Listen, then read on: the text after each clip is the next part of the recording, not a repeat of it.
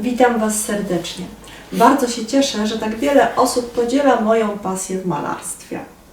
Nie zapominajcie kliknąć subskrybuj oraz dzwoneczek. Dzięki temu będziecie mieć dostarczane informacje o każdym nowym pojawiającym się filmie. Jeśli natomiast chcecie zostać moim patronem, będziecie dostawać często nowe filmy dotyczące szkolenia z malarstwa. Wystarczy rozwinąć opis na dole każdego. Witam serdecznie w nowym odcinku malowania obrazu. Dzisiaj będziemy malować letni pejzaż. Namalujemy wodę, niebo, pojawi się również łódź. Będziemy pracować na formacie blade rumu 40×50 cm farbami akrylowymi, które oczywiście rozpuszczają się w wodzie. Popracujemy sobie pędzlami nylonowymi, ale również szpachelką. Być może użyjemy również gąbki, odrobinę spray akrylowych. Zabieramy się do pracy. Pamiętajmy, że płótno na początku wymaga nieco nawilżenia. Dobrze jest zwilżyć go po prostu wodą, tak aby kolory bardzo ładnie się później ze sobą łączyły w melanżu.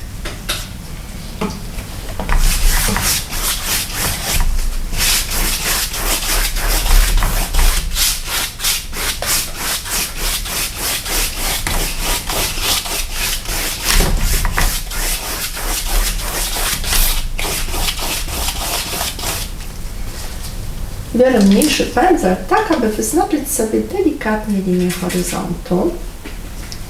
Linia horyzontu będzie przebiegała mniej więcej w połowie obrazu. Namalujemy obraz w ciepłych kolorach, stworzymy piękny zachód słońca i mocne światła na wodzie. Delikatnie mamy wyznaczoną linię, więc zabieramy się za namalowanie nieba. Najpierw sporo bieli, ponieważ obraz będzie jasny i ciepły. Gruntując płótno bielą, mamy później możliwość stworzenia bardzo takich jasnych, pastelowych odcieni barw.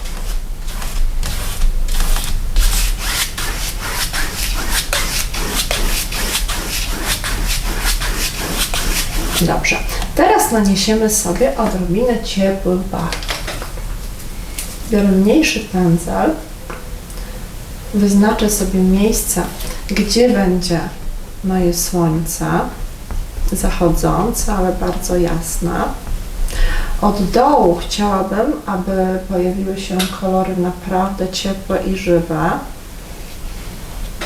Naniesiemy więc taki piękny, żółty, głęboki kolor wchodzący nieco od razu w pomarańcz. I leciutko naniosę go również w różne tutaj partie nieba. Po tej stronie chciałabym namalować odrobinę błękitnego nieba, ale używam tutaj takiego bardzo jaśniutkiego poparcia błękitu. Musimy tutaj też mocno uważać, tak aby ten błękit nam się nie zazielenił od razu. Użyjemy sobie również nieco różu. Róż bardzo dobrze łączy się z pomarańczem.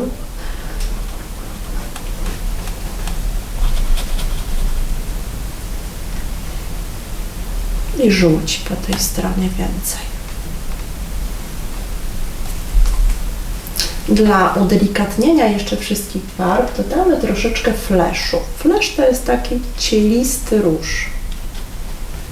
On bardzo dobrze również łączy nam się z innymi barwami ciepłymi. Dobrze, teraz użyję jeszcze raz tego pędzla płaskiego i spróbuję wykonać bardzo leciutkie, delikatne rozmazy.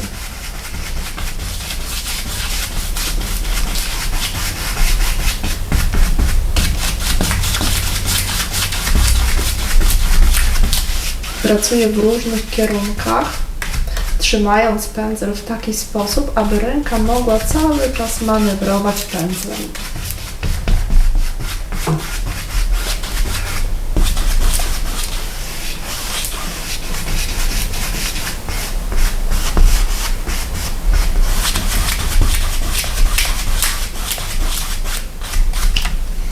Wycieram nadmiar farby z pędzla I spróbujemy teraz bardzo delikatnie, już leciutko łączyć kolory w innym kierunku.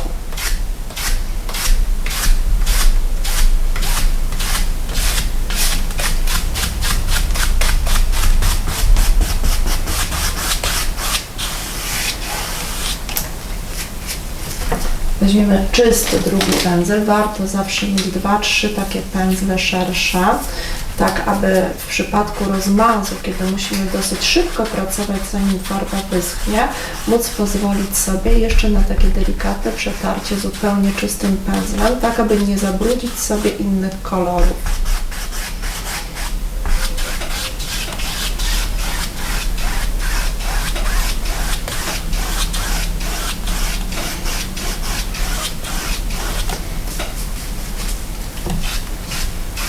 I w drugą stronę leciutko. W tym momencie, popatrzcie, obraz nie jest malowany tak jak ściana, ale kolory tak bardzo delikatnie i naturalnie zaczynają się łączyć w takie bardzo leciutkie, naturalne, różne odcienie.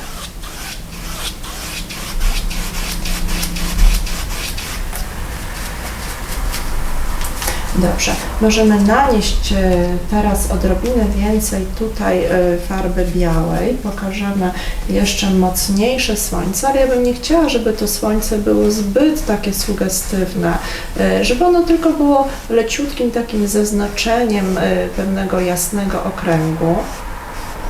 Wówczas będzie wyglądało tak bardzo naturalnie.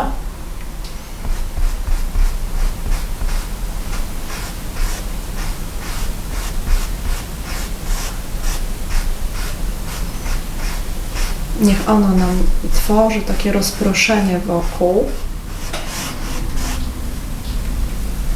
Dobrze, i przechodzimy sobie na razie w stronę wody. Woda od góry również najpierw zyska taki biały grunt.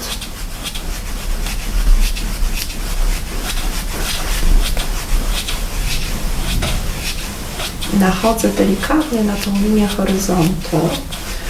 W ten sposób jeszcze leciutko rozcieram, rozmazuję tą taką czerwono-pomarańczową poświatę, która mi się wytworzyła. Połączenie pomarańczu z różem daje nam taki piękny, malinowy odcień. I przejdziemy od razu sobie tą bielą tutaj niżej, ponieważ pamiętajmy, że woda zachowuje się tak jak lustro, więc ona musi odbijać w sobie również mnóstwo tego koloru z nieba. Ale ponieważ tutaj już zrobiliśmy pewną sugestię błękitu, jak najbardziej mamy prawo tutaj ten błękit w dole zastosować.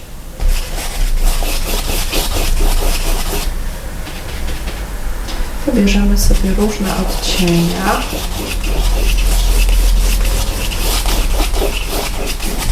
Dodamy sobie odrobinę również ciemniejszego koloru. Jest to taki navy, delikatnie pomieszany z czernią.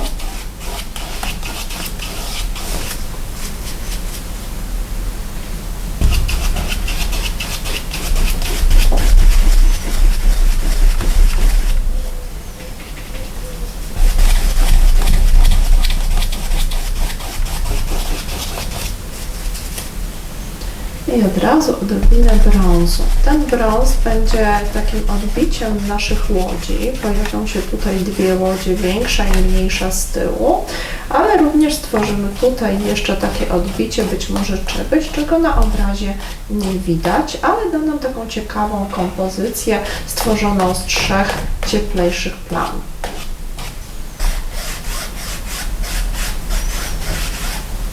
Dobrze, teraz drugi pędzel czystszy, więcej zdecydowanie bieli.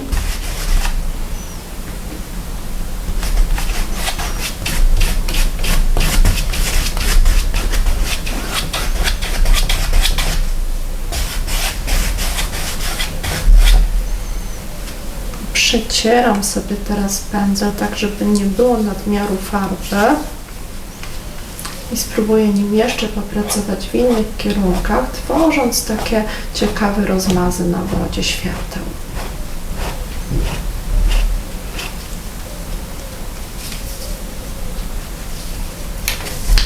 Spróbujemy I jeszcze jeden szeroki pędzel wykorzystać, teraz czysty do tego.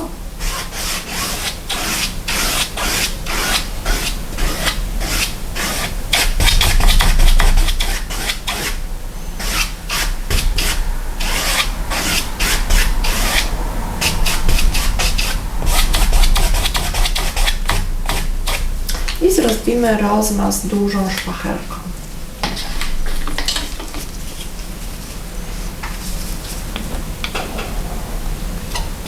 Farby jest całkiem sporo tutaj naniesionej, więc szpachelka bardzo ładnie nam teraz połączy te wszystkie barwy. Przy okazji zostawiając na płótnie takie bardzo ciekawe strukturki.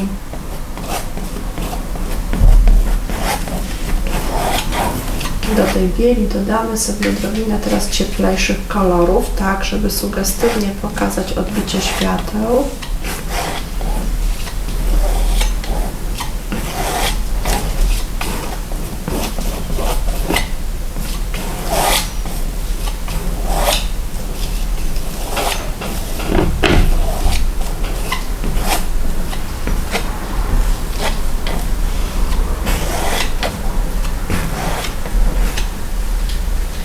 I jeszcze więcej bieli.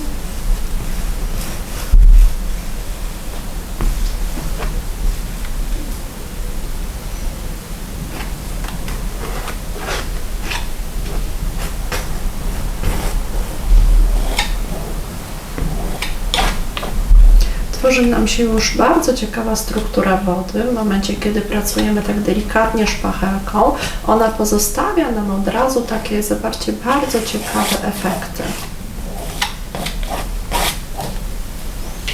Możemy nią popracować oczywiście tymi różnymi jeszcze kolorami, które się pojawiły nam w wodzie. Barwy mamy bardzo czyste, ciepłe, pastelowe. Odbijemy sobie jeszcze trochę kolorów, które nam się pojawiły tutaj wyżej. Troszeczkę więcej damy różu. I tutaj spróbujemy teraz pokazać, że coś w tym tle jeszcze się dzieje. To będzie taka nasza tutaj linia horyzontu.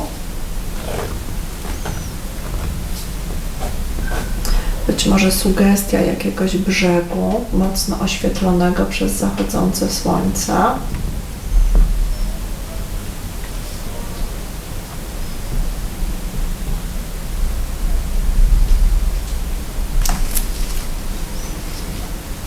Dodamy sobie jeszcze bieli.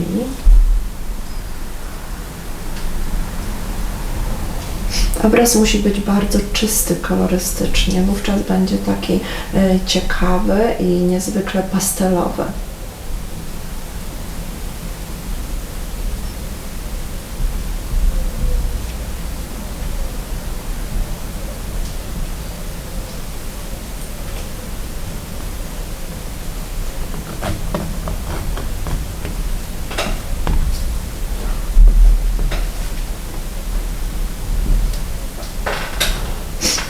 Zrobimy formę takiej przystani gdzieś w oddali.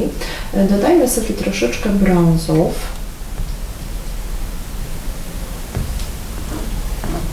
Zrobimy jakąś sugestię łodzi z masztami, które gdzieś stoją z tyłu, przycumowane. To wszystko wykonujemy szybciutko, w bardzo ciekawy sposób, tak sugestywnie szpachelką, dopóki jeszcze ta farba jest mokra. Samym kantem szpachelki możemy wyznaczać sobie tutaj, zobaczcie, takie elementy łodzi, masztów.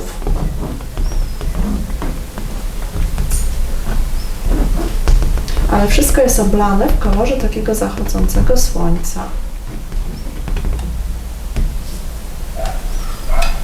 Nieco niżej jeszcze jakiś element lądu, odbicia w wodzie.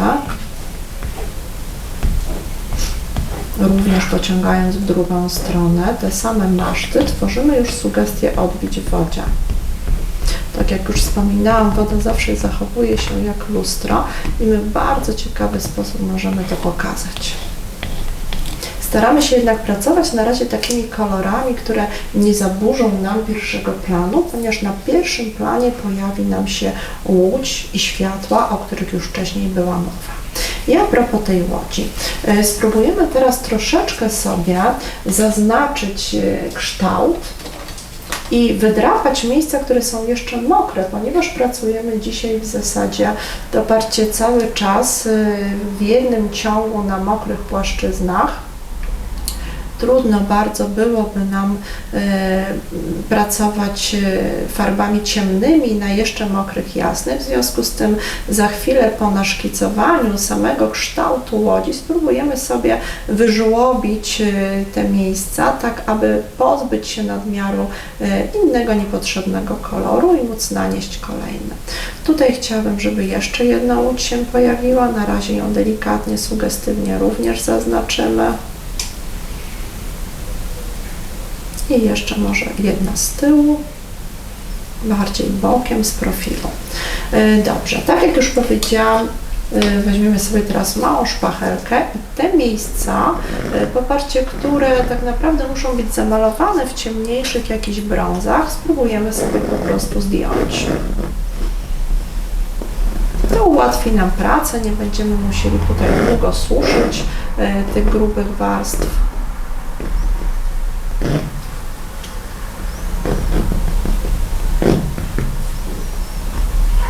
No, praca w ten sposób w akrylu jest taka bardzo szybka i naprawdę bardzo przyjemna. No dobrze. Możemy sobie teraz nanieść szpachelką małą kolory na naszą łódź. Mała szpachelka da nam możliwość takiej precyzyjnej pracy. Staram się od razu nieco większą ilość tej farby nanosić, tak aby nie łączyła mi się z tą bielą, która była pod spodem. Pomimo tego, że farba była zdjęta, jednak nie do końca jest oczywiście wysuszona. Tutaj zrobimy troszeczkę jaśniejsze wnętrze. Ono jest bardziej oświetlone nam przez to ciepłe światło i przy okazji oddzieli nam fragmenty budowania łodzi.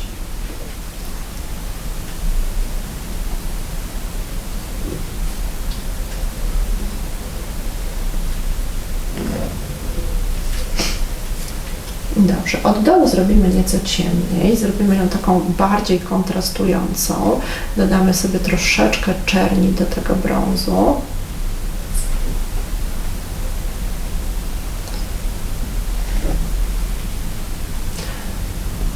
Tutaj też ją tak nieco mocniej zasugerujemy ciemniejszym kolorem.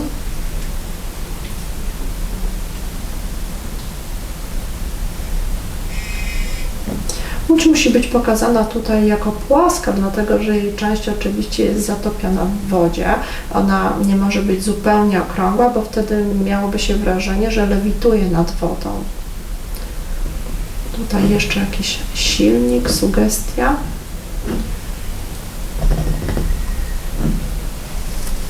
Dobrze, i teraz spróbujmy sobie stworzyć jak gdyby samą strukturę i konstrukcję poprzez takie cienkie kreski chociażby. One nam pokażą, w jaki sposób ta łódź jest właśnie skonstruowana.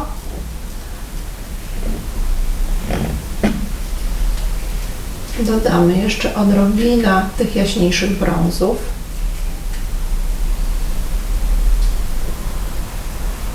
Podkreślimy w ten sposób dziób, więcej światła tutaj damy.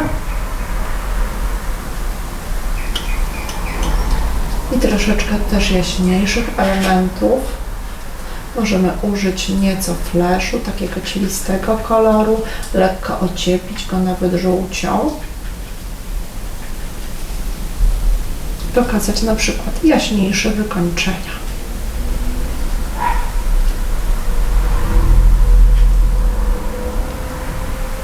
Te kolory bardzo nam się łączą tutaj z całą resztą. Popatrzcie, kompozycyjnie świetnie to zaczyna już wyglądać. No i oczywiście tutaj od łodzi możemy stworzyć jakieś liny, być może jakieś sieci rybackie.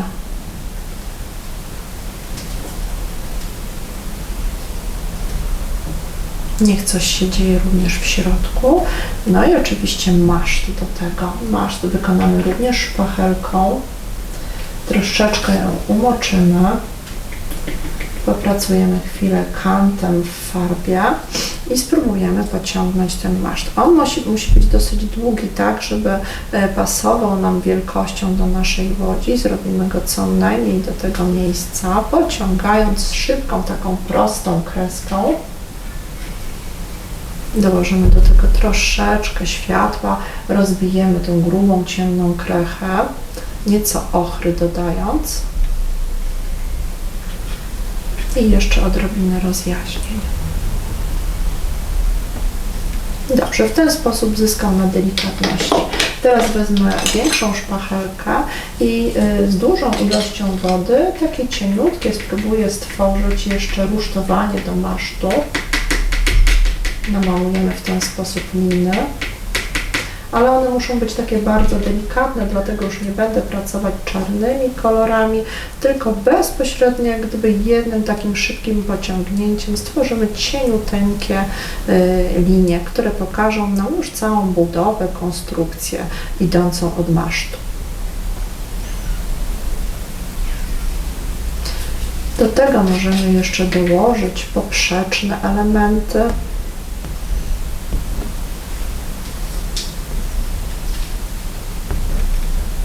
No i wszystko kończy się tutaj naprawdę bardzo ciepłutko.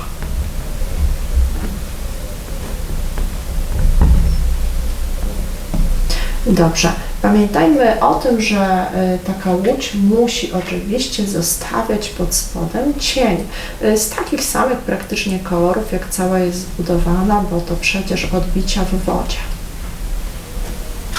Pociągając delikatnie w ten sposób szpachelką, stworzymy właśnie takie cienie idące, przełamane przez światła w zasadzie wody.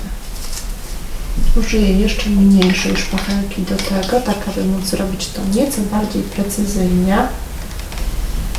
Te same odcienie, czyli poparcie ciemny brąz, który był używany, nawet przy samej łódce odrobina czerni przydałaby nam się. Powstaje, popatrzcie, to w bardzo malarski sposób.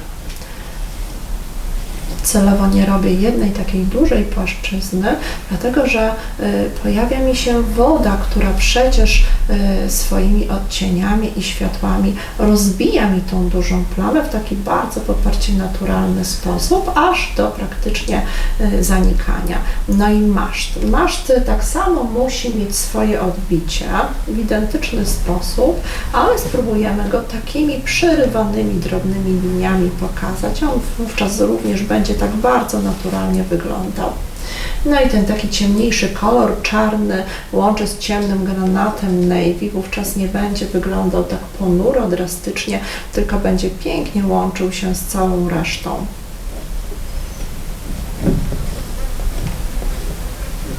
Światło mamy z tej strony, więc tak naprawdę tutaj pojawi mi się nieco więcej cienia na wodzie. Wyciągnę więc ten fragment.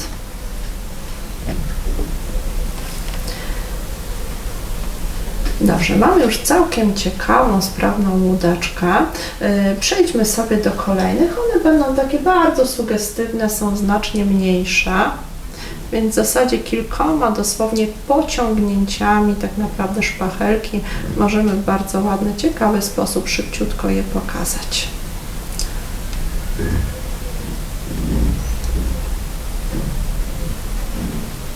Jedną łódeczkę zbudujemy w taki sposób.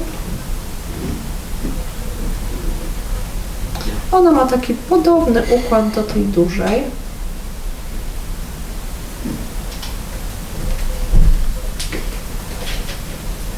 Po tej stronie jest więcej światła, więc tutaj zrobimy nieco jaśniej. Tutaj dodamy więcej cienia. Ten navy bardzo dobrze tutaj reaguje w połączeniu z brązem, z czernią, daje nam takie ładne zacienienie i dobry kontrast.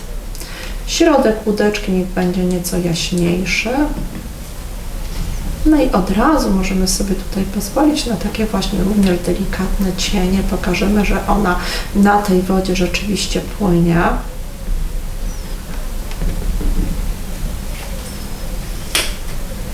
Leciuteńkimi, delikatnymi, dosłownie takimi pociągnięciami, samym czubkiem szpachelki pokażemy jeszcze jej taki bardziej właściwy kształt.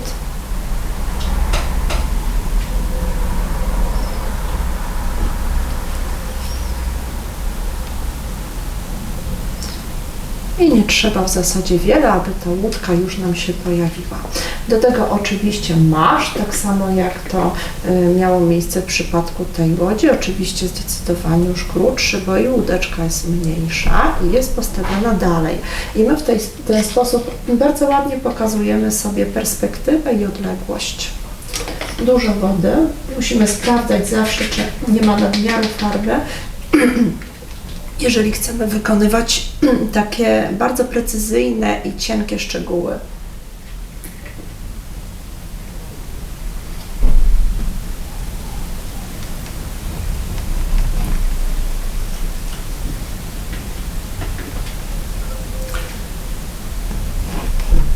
Troszeczkę bieli, rozjaśnimy, tutaj będzie nam spływał, popatrzcie, maszt. Od masztu będzie szedł żagiel.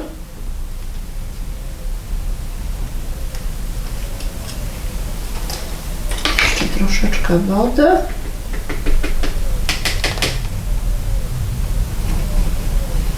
I cieniutko. I została nam jeszcze jedna łódeczka. Musimy tutaj jeszcze troszeczkę pokazać odbicia tego żagla z masztem.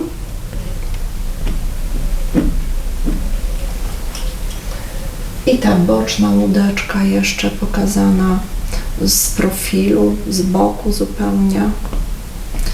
Jeszcze dalej, jeszcze mniejsza, więc jeszcze krócej. Oczywiście maszt pokazany już tak zupełnie niemalże sugestywnie.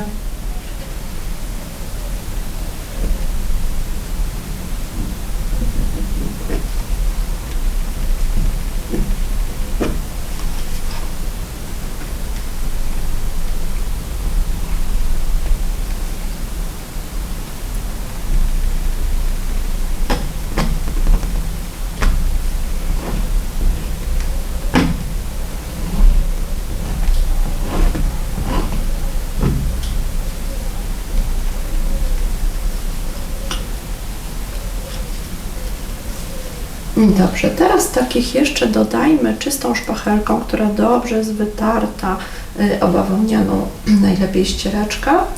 Dodamy sobie takich mocniejszych jeszcze światełek na wodzie.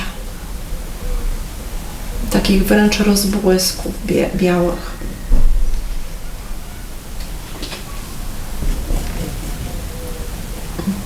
Nasze słoneczko jest mniej więcej na tym poziomie, więc tutaj naprawdę ma prawo znaleźć się więcej tego światła.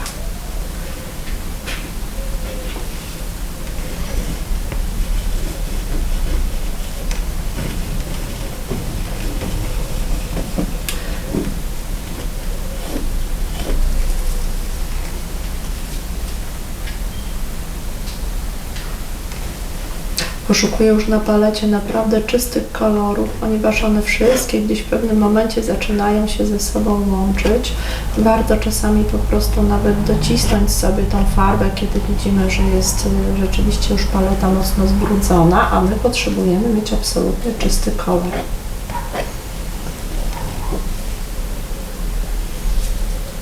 Tutaj jeszcze dodamy sobie odrobinkę takich właśnie światełek, gdzie niegdzie przełamiemy leciuteńko tą wodę poprzecznie. Wówczas pokazujemy, że na pewno mamy do czynienia z materią taką właśnie jak woda.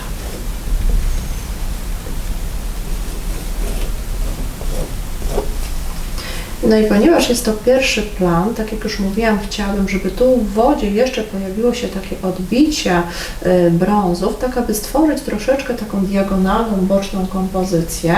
Również dam tutaj odcień właśnie takiego brązu, który być może będzie nam w odbiorze mówił o tym, że gdzieś przed nami, również na pierwszym planie, jeszcze jest jakaś duża łódź, która właśnie w tym miejscu pozostawia fragment cienia. Nieco navy, on się bardzo, popatrzcie, pięknie łączy z brązem, z czernią, on daje nam taki naprawdę bardzo głęboki, piękny tutaj kontrast z całością, ale również bardzo ładnie zamyka nam kompozycję ciemną plamą właśnie po prawej stronie. Tutaj jeszcze odrobinka jakichś cieni, tak żeby nie było za pusto, żeby było odrobinę równowagi.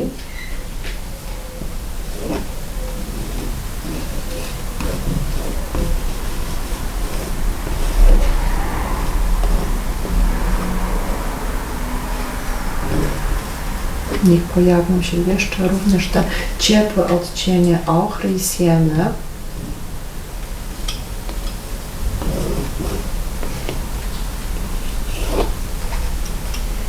Do tego jeszcze troszeczkę tego mocnego światła, tego błysku gdzieś.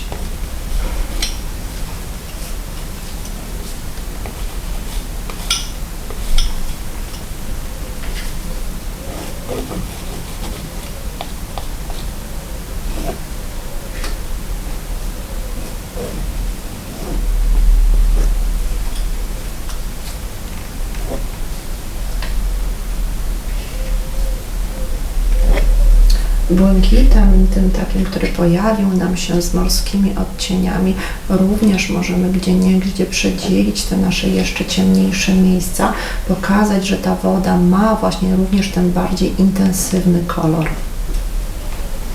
I on biorąc pod uwagę relatywizm barw, również może gdzieniegdzie pojawić się sugestywnie na naszej łodzi. Są to po prostu odbicia i refleksy innych świateł.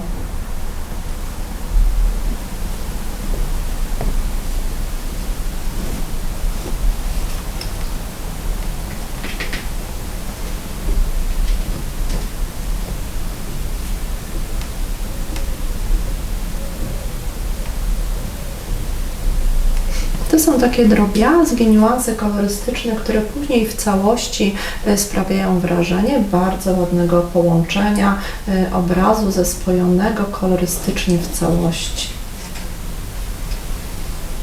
No dobrze, moi kochani, ten obraz musi być taki delikatny, lekki, nie może być w żaden sposób przemęczony.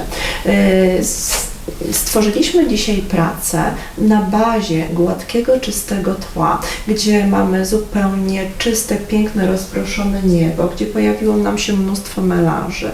Woda również jest dosyć czysta, malowana pod spodem płaszczyznowo, ale jako główny, pierwszy plan pojawiły się łodzie z mocnymi kolorami i z sugestią od razu fakturową, czyli pracowaliśmy szpachlami i ta szpachla tutaj dała bardzo ciekawe efekty. Wystarczy teraz już podpisać się i będziemy kończyć naszą pracę.